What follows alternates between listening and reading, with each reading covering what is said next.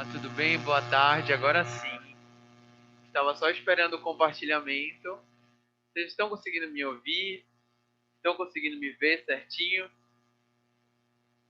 Certinho? Tudo bom? Boa tarde. Vamos lá finalizar a nossa tarde de plantão de exercício. Certo? Muito obrigado, gente, pelas mensagens. Boa tarde. Pelo retorno, né? Então vamos lá. O que é que eu escolhi para fazer uma reciclagem do nosso conteúdo hoje? Eu escolhi um tema que eu acho que é muito interessante da gente debater, não só porque é um tema que é a cara do Enem, mas também porque é um tema super atual. Pensa comigo aqui que o Enem ele já trouxe tecnologia, ele já trouxe educação em 2018, que foi a inclusão de surdos na educação. Ele trouxe tecnologia em 2018, na verdade, educação foi 2017, tecnologia 2018. 2019 ele trouxe cultura, e 2020, no ano passado, ele citou a questão da saúde. Quando que ninguém esperava que em um ano, na maior crise sanitária do nosso tempo, crise de saúde, o Enem traria um tema sobre saúde. E é muito bacana que o Enem ele nunca trouxe a questão da saúde em uma visão específica. Você concorda comigo? Ele nunca trouxe assim o combate à dengue no Brasil, por exemplo, por mais que seja um tema relevante e importante. Ele nunca trouxe o combate às doenças infecciosamente transmissíveis. Ele sempre traz a questão da saúde, no caso que é o eixo que a gente vai revisar hoje, porque vocês já fizeram redação sobre esse tema, vocês já debateram em sala sobre ele, e a gente vai reciclar, porque é isso que é a revisão, esse que é o plantão de estudos, tá bom? E é totalmente a cara do Enem. Porque a gente pode pensar que a automedicação, ela influencia muito, segundo as pesquisas. Ela é uma influência da família, ela é uma influência de amigos, da mídia, dos artistas de televisão, mas também ela é uma influência de vizinhos, pessoas próximas, mas também uma falsa ideia de que você pode consultar um balconista na farmácia e que ele vai prescrever o seu medicamento. Inclusive, esse dado que você vê aí no slide, ele vai dizer que 48% da população brasileira não sabe diferenciar uma pessoa que é balconista de um médico formado ou de um farmacêutico. Ou seja, a gente não busca, às vezes, a informação para a medicação da maneira como deveria ser. Pelo menos a gente entende. Inclusive, a ideia de intoxicação também, que é muito forte no Brasil. A cada 3 horas, uma pessoa é intoxicada no Brasil. Só que é verdade a ideia de que eu bebo um remédio, eu consumo um remédio, e a gente fala assim, se não fizer bem, mal não vai fazer. Você já ouviu essa frase? Sim ou não? Você já ouviu essa frase? Quem já ouviu essa frase algum dia na vida sabe que existe uma coisa muito comum. De que o remédio ele pode ser ministrado porque ele sempre vai se fazer bem. Ah, faz que não vai fazer mal. Se não fizer bem, não vai fazer mal. Só que a gente pode pensar na ideia do remédio em relação ao medicamento. Existe alguma diferença entre a palavra remédio e a palavra medicamento? Você acha que tem? O que não mata engorda, é quase a mesma ideia, Jussara. O que não mata engorda, faz bem. Olha, o remédio, para a gente ter uma noção, ele pode ser uma prática, ele pode ser uma aula, um remédio pode ser um carinho, pode ser um conforto. Uma pessoa que é diabética, qual é o remédio? O que, que vai tratar aquela doença que ela adquiriu ou que ela nasceu, que é a diabetes? O remédio pode ser a falta, no caso, a redução do consumo de açúcares em geral. Não necessariamente medicamento, no caso, aquele medicamento que é um injetável, que é um medicamento que ela vai estar consumindo, mas sim um remédio. E é engraçado que essa palavra ela tem aqui na língua portuguesa apenas. Nos outros países é apenas drug, que é relativo tanto a drogas, que no Brasil é considerado como uma atividade ilícita, né? Que é a metafetamina, cocaína, entre outras, quanto de remédio. É o mesmo termo que é utilizado para drogas ilícitas. Aqui no Brasil, não. A gente não utiliza mais, já utilizou há um tempo, drogas que simbolizavam o medicamento. Tudo bem? Inclusive, a ideia de fármaco, que é esse medicamento, há uma ideia geral de remédio. Então, em linhas gerais, a gente pode dizer que todo remédio é um medicamento? Não, porque remédio é uma prática, é um exercício físico, também é um remédio, um abraço, um carinho, um conforto, enfim, um descanso pode ser um remédio. Tudo bem, gente? Se estiver muito rápido, me digam. Se der um problema no áudio, se der um problema no vídeo, no compartilhamento, me digam.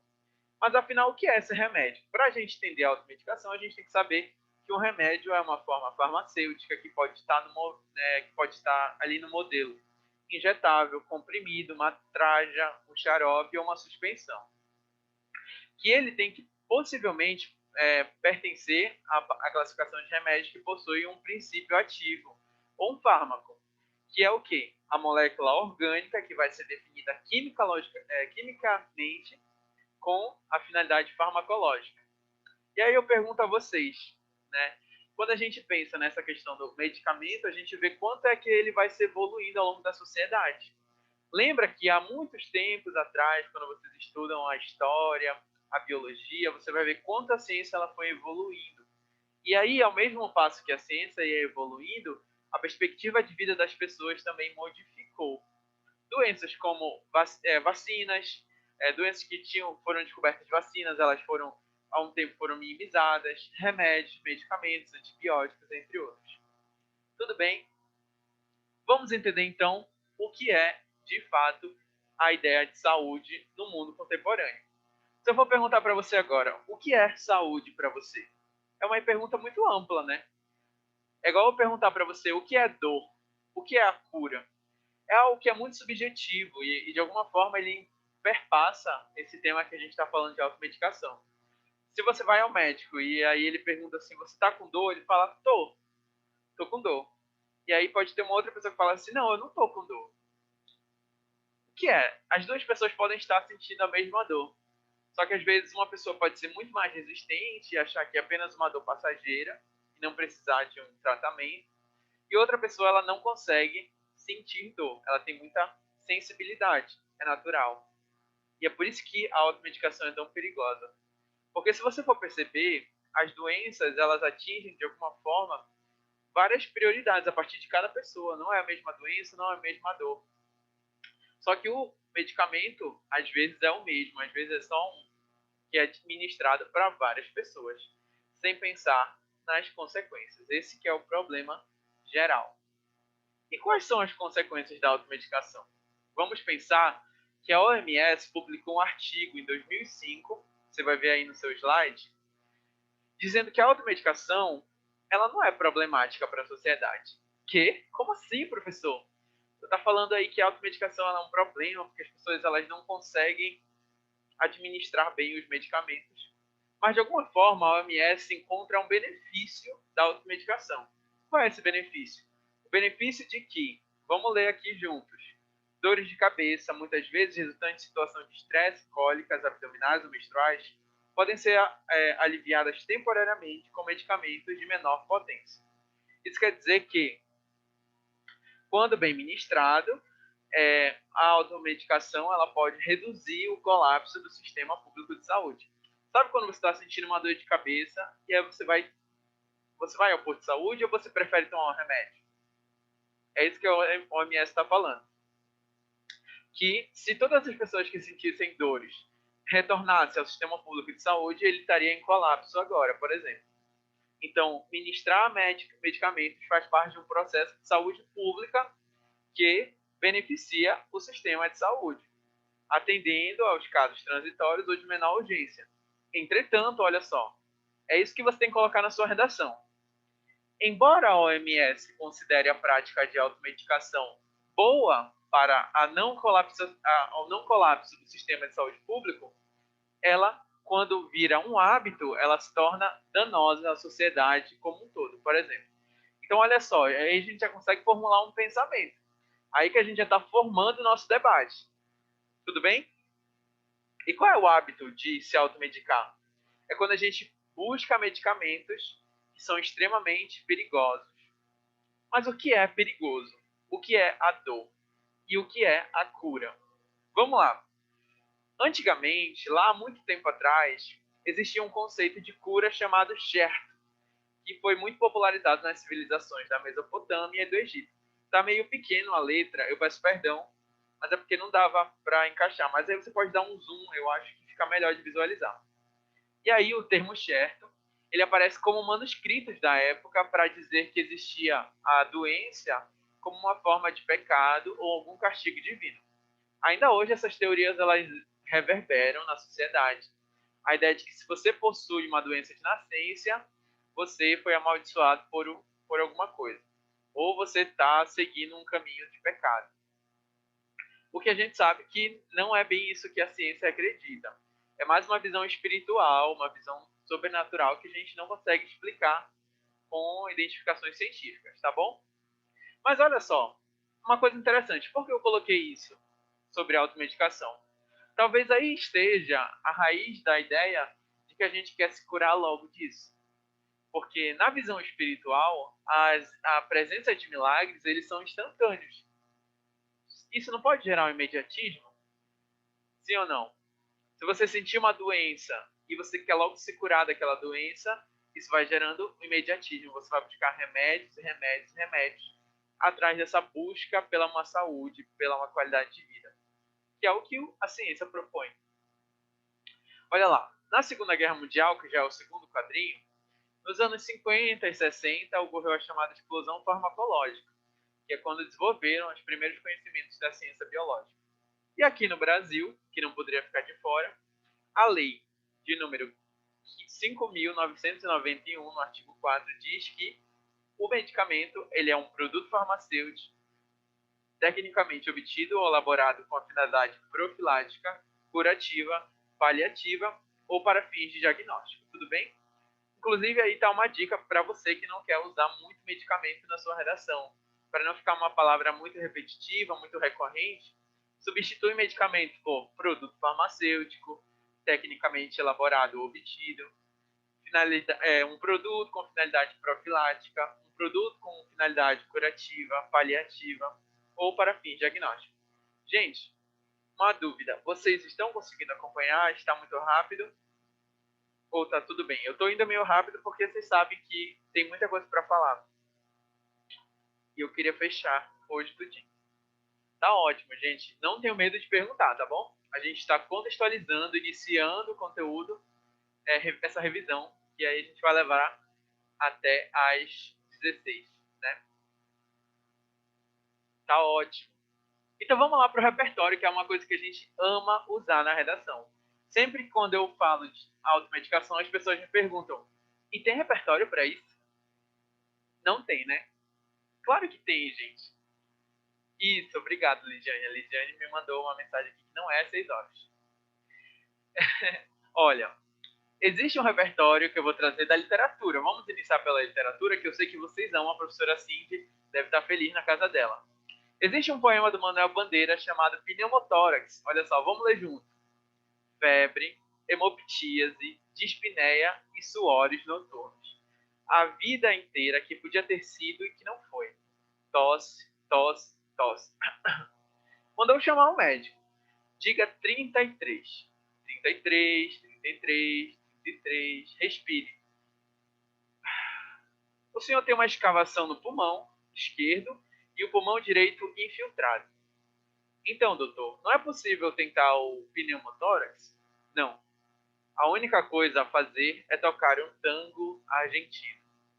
Gente, você que é bem entendido de literatura, que é um aluno equipe, filhinho da professora Cindy, vai lembrar que Manuel Bandeira ele faz parte do movimento modernista, mas também ele foi acometido de um problema, que foi a pneumonia.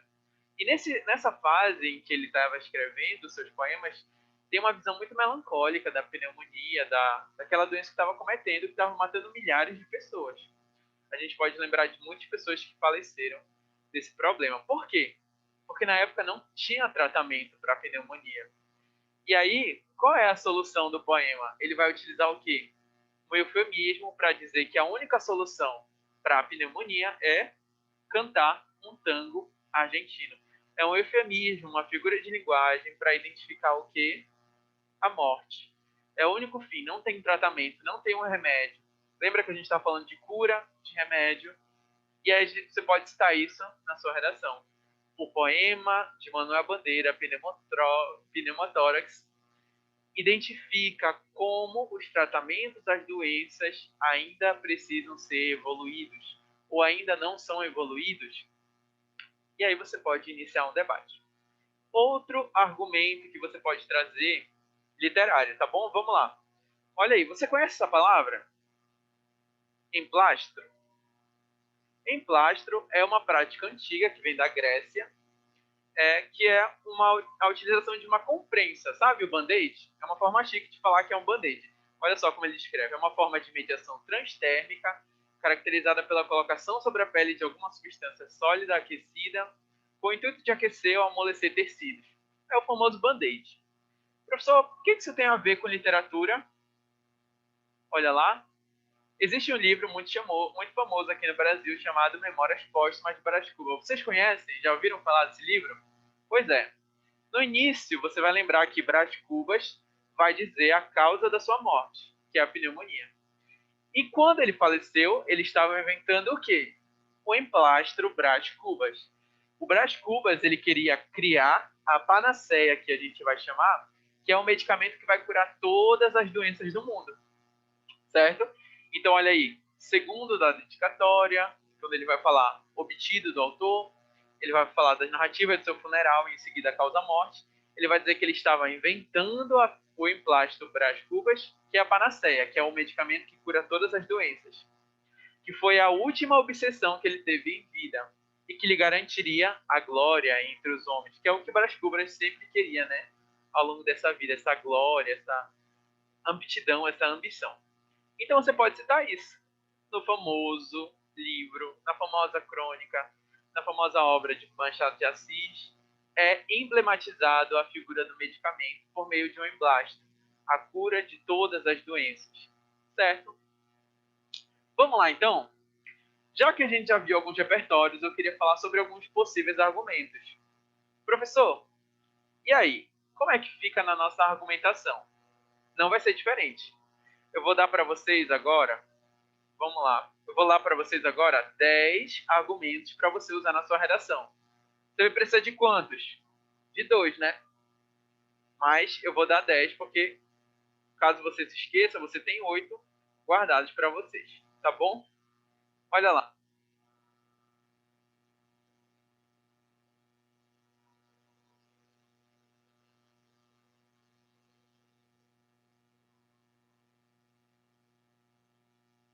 Alô, oi, som.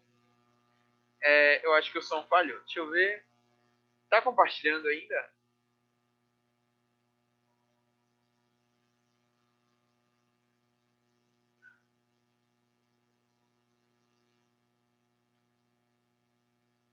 Vocês estão conseguindo ver, gente?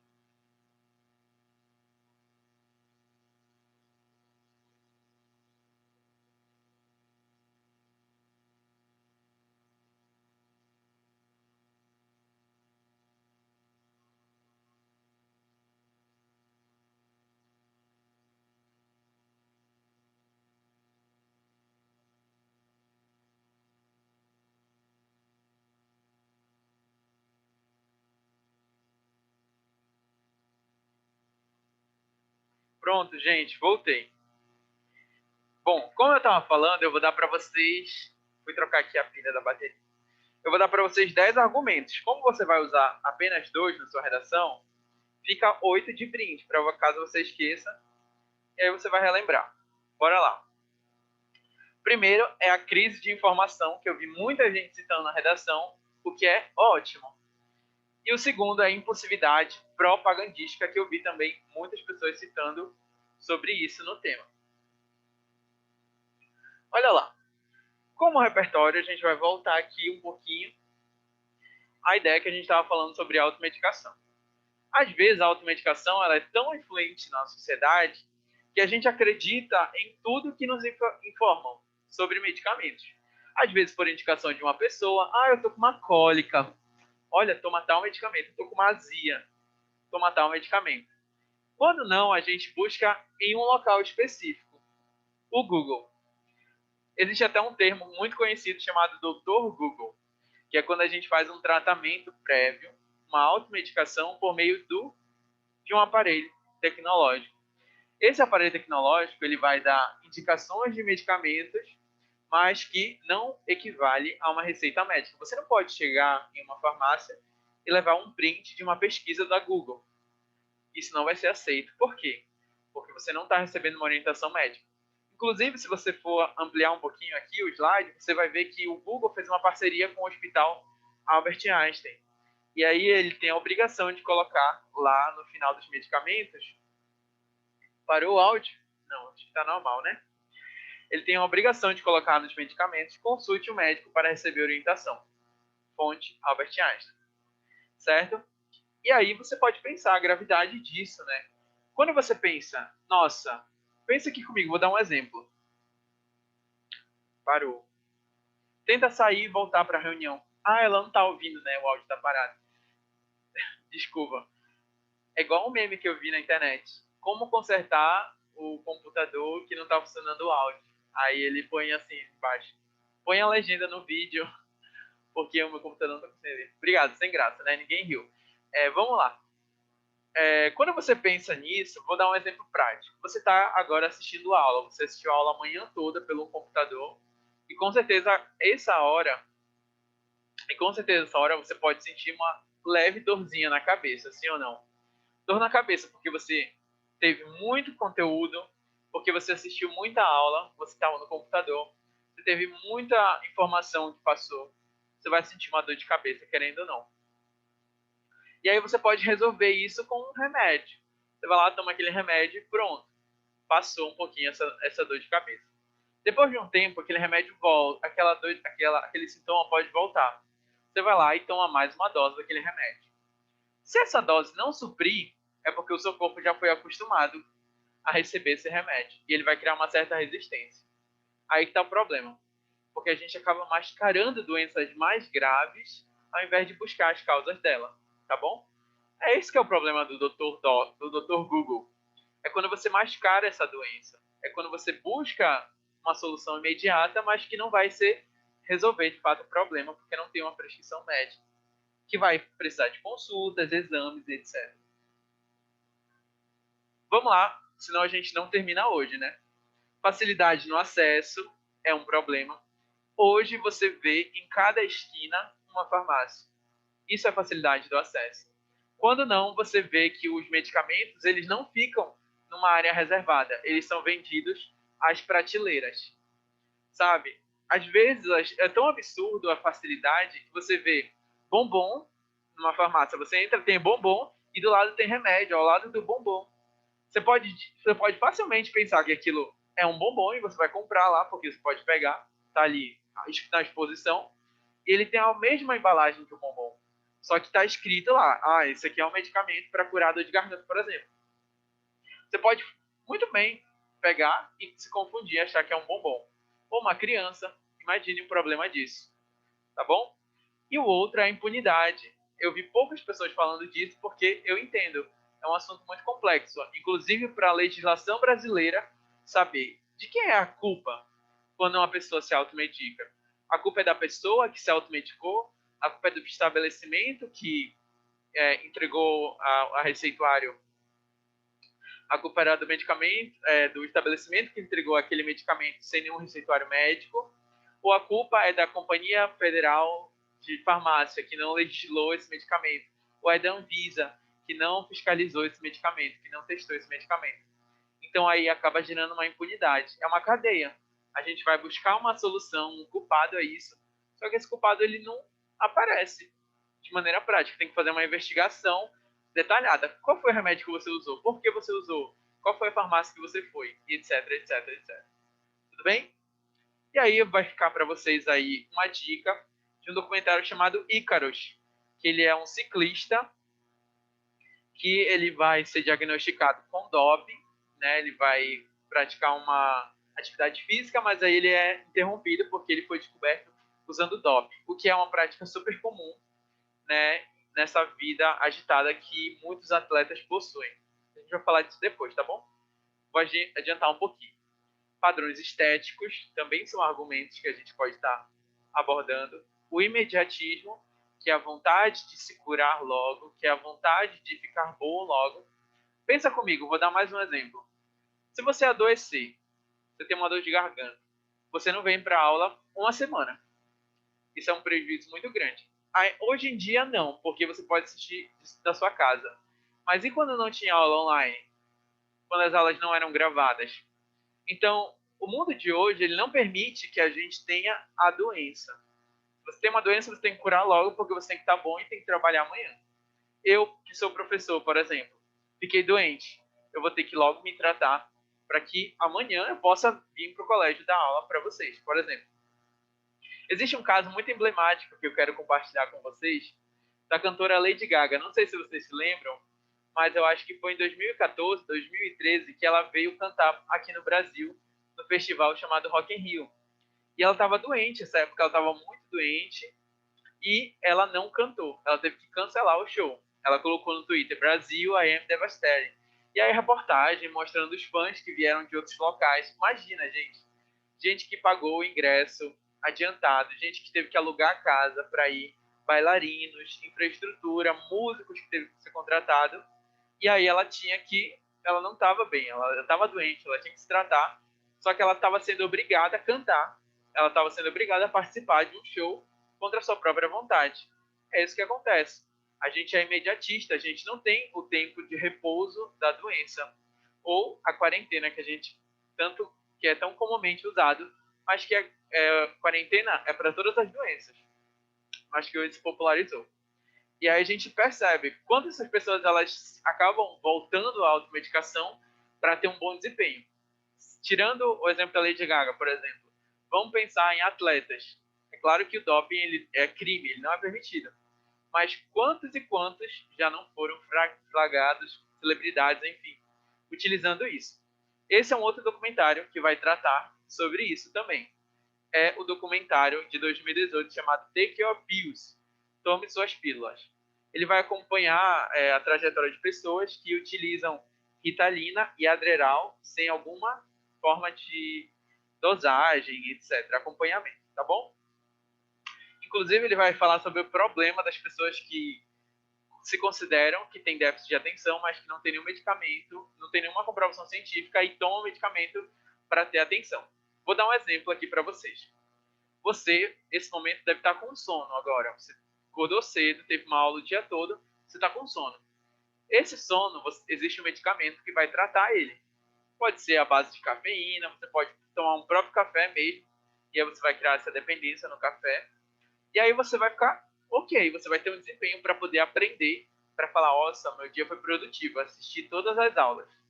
Só que mais tarde você vai precisar dormir para acordar no outro dia. E adivinha? Você não vai ter como dormir porque você tomou um injetável, seu corpo tem dosagem de cafeína. Você não vai conseguir dormir porque você está ali energizada. O que você vai fazer? Tomar um outro medicamento para dormir. E olha só como esse ciclo vai sendo muito complexo, né? E ao mesmo tempo, a gente não vai conseguir se desvincular dele. Vai se tornar uma roleta russa que a gente vai continuando nesse medicamento infinitamente, né? O que é um grande problema, gente. É claro que isso não faz parte da nosso processo natural, né? A gente está manipulando de alguma forma. E aí a gente pode pensar que alunos do Enem, pessoas que trabalham, pessoas que têm trabalhos muito exaustivos, atletas, eles sofrem disso, tá bom? Padrões estéticos, eu posso falar disso? Pode, claro. Sabe aquela blogueira que sempre faz uma publi de um recebido que é, nossa, eu acabei de receber aqui e esse remédio está me ajudando a controlar minha gordura. Olha só, eu não tenho mais celulite, graças a esse remédio. Olha só, a minha barriga está tanquinho, os meus culotes que eu tinha, minhas gordurinhas localizadas não existem mais. E aí a pessoa vai lá e compra e se automedica. Prestem atenção. Essa propaganda, ela está sendo vinculada amplamente na sociedade. Só que a gente não sabe que por trás daquela blogueira, às vezes ela nem toma aquela pílula. Às vezes ela nem está tomando aquele medicamento, aquele manipulável. Às vezes ela faz exercício, ela tem todo um cronograma de exercícios físicos, ela tem nutricionista, ela tem como se alimentar bem, ela tem como dormir bem. Dormir bem influencia na perda de peso, na prática de exercício, enfim. E aí você pensa que só o remédio deixou ela com aquele corpão que a gente olha e fala assim, nossa. Aí ela tira até o filtro para dizer que é o corpão. Só que você está se enganando. A propaganda dos remédios ela é tão forte, mas tão forte no Brasil, que ela não é transparente. E isso é naturalizado. É normal a gente ver essa propaganda como se fosse um produto qualquer, e não é um produto qualquer. Tudo bem? Não é um produto qualquer, definitivamente não é. Vamos lá. Em outros países, inclusive, não é assim a propaganda de remédio. A propaganda de remédio é totalmente científica. Aqui no Brasil é totalmente apelativa. Você compra esse remédio e você vai ser feliz comprando esse remédio. Ah, aqui eu trouxe algumas celebridades para vocês terem alguma noção que vocês quiserem pesquisar depois.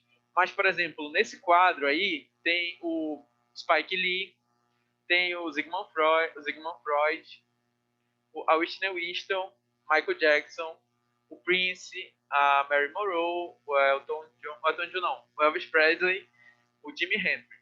Existem dois casos que eu quero falar aqui com vocês, dessas celebridades, que eu acho muito interessantes sobre automedicação.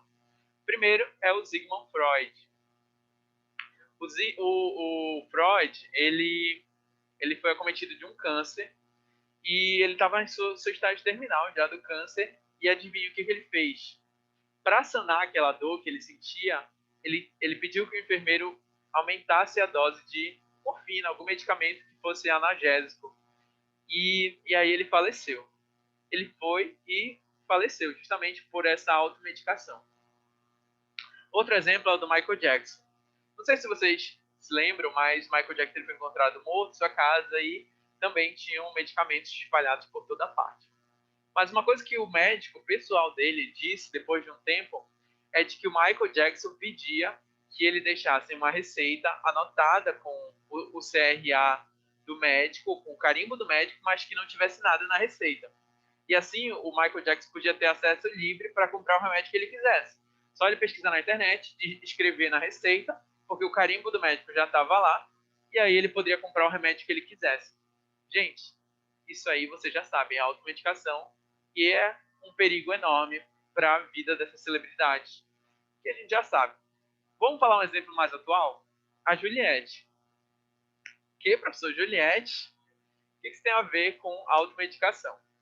Pensa comigo que a Juliette, eu vi uma postagem dela, eu não sei se foi dela, se foi do assessor dela, se foi de alguém, mas eu vi alguém falando sobre ela, que ela dorme 3 horas por dia, de 3 a 4 horas por dia, que ela não está conseguindo dormir há dias. Por quê? Porque ela tem que tomar decisões importantes na vida dela, como ela nunca viveu, porque agora as mídias estão em cima dela, as marcas querem fazer contratos com ela, e ela tem que tomar decisões imediatas, decisões importantes. Além disso, ela tem que administrar muitas coisas, a rede social dela, a forma como ela age, a forma como ela fala, porque ela sabe que a responsabilidade que ela está carregando de ser como se fosse o outdoor das empresas. Então, ela tem medo de errar, porque as pessoas buscam a perfeição, né? E ela relatou isso, que ela está sofrendo muito com isso, que ela tem psicólogo quase toda semana, porque ela não está conseguindo lidar com isso. Gente, qual é a possibilidade dela se automedicar? É muito forte. Muito forte dela recorrer a um medicamento ali para dormir, porque ela não consegue dormir, sabendo que ela tem que fazer um monte de coisa no outro dia. Né? E isso é muito complicado mesmo. E eu só estou dando esses exemplos porque é conhecido, mas acontece com qualquer pessoa. Acontece com a pessoa que você estuda do lado, às vezes você nem sabe que ela está se automedicando. Acontece com pessoas que são familiares, que são próximas nossas, entre outros. E está relacionado a problemas psicossociais e a falta de transparência de empresa. Hoje em dia, a gente pode falar assim, nossa, é o mal do século, a depressão e tudo mais. Só que, na verdade, a gente encurtou um pouco mais esse sentido de tristeza e associou tudo à depressão. Existe um vídeo muito famoso do Drauzio Varela que ele fala sobre isso. Ele convidando um infecciologista falando sobre isso. É muito interessante, se vocês quiserem assistir depois. Mas ele fala que a gente não tem mais crise existencial, a gente não tem mais problemas estressantes, a gente não tem reflexões, a gente tem depressão. É um conceito geral e amplo. Hoje a gente não tem essa tristeza, tudo é depressão. E aí a gente vai pensar nos antidepressivos, né?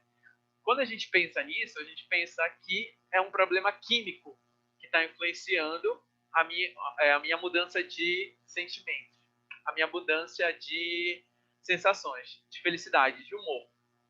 Um momento eu estou muito feliz, outro momento eu estou triste, e essa mudança é instantânea, então eu preciso tomar alguma coisa.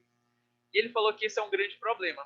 A gente recorre à automedicação para tentar modificar o nosso humor. Por que é um grande problema?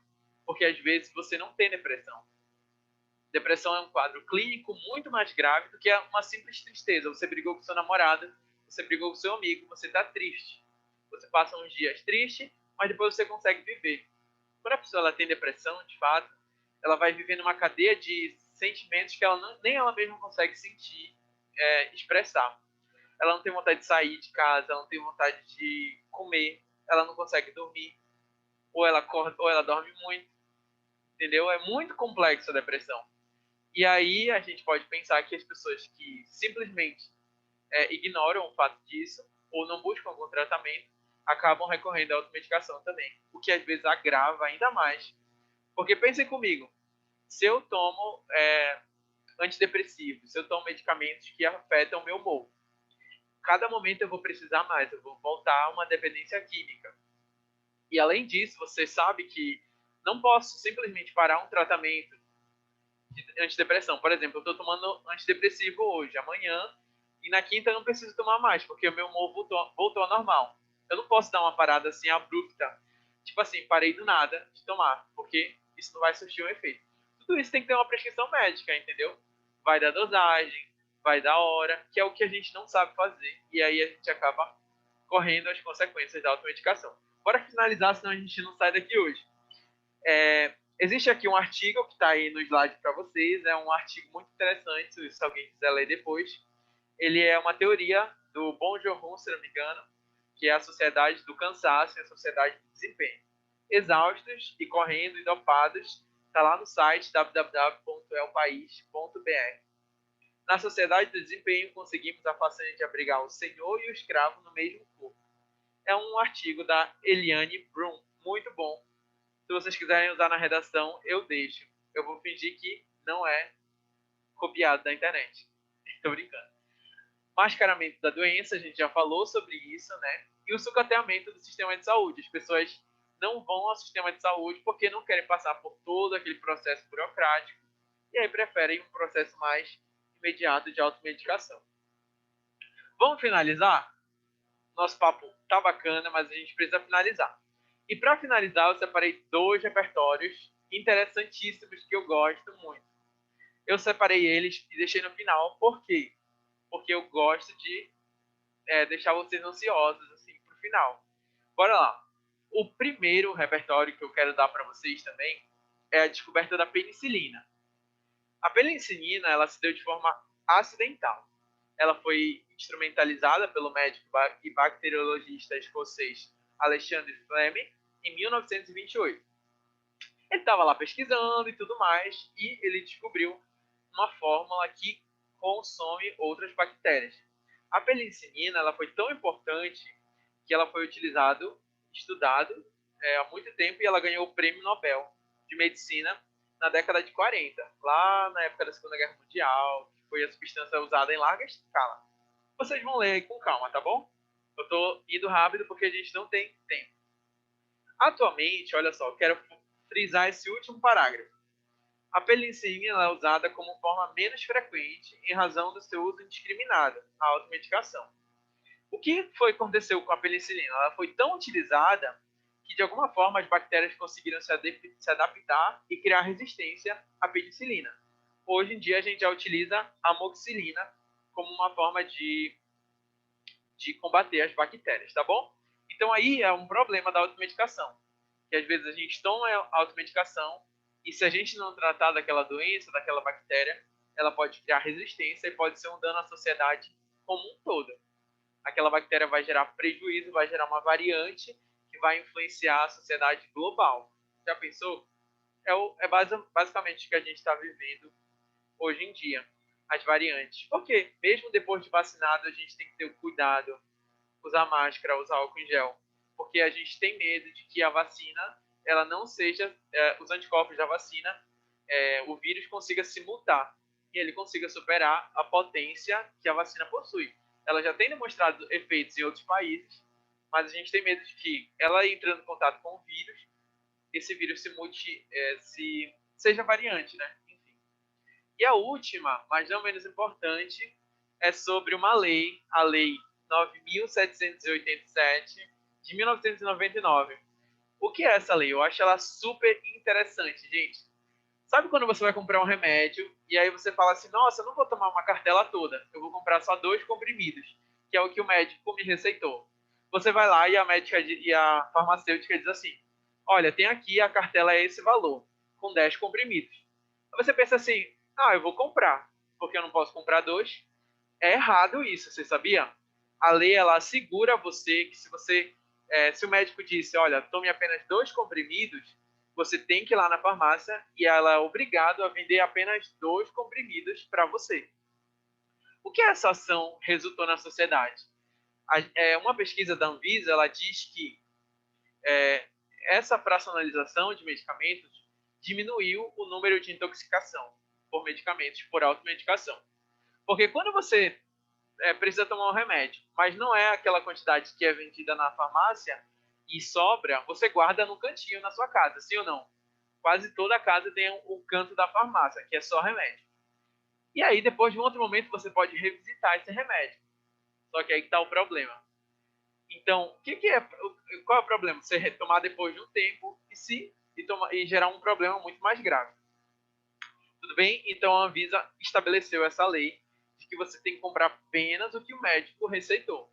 Apesar de não ser mais lucrativo para a farmácia, porque ela vai estar perdendo lucro, mas é mais lucrativo para a sociedade. E é o que importa de fato, né? Que as pessoas elas não se intoxiquem, que elas não sejam automedicadas. Tudo bem? Vamos ler aqui junto para finalizar? Olha aí, ó. O artigo 1. As farmácias e drogarias poderão fracionar medicamentos a partir de embalagens especialmente desenvolvidas para essa finalidade, de modo que possam ser dispensados em quantidades individualizadas para atender às necessidades terapêuticas dos consumidores e usuários desse produto, desde que garantidas as características asseguradas do produto original. Tudo bem, gente?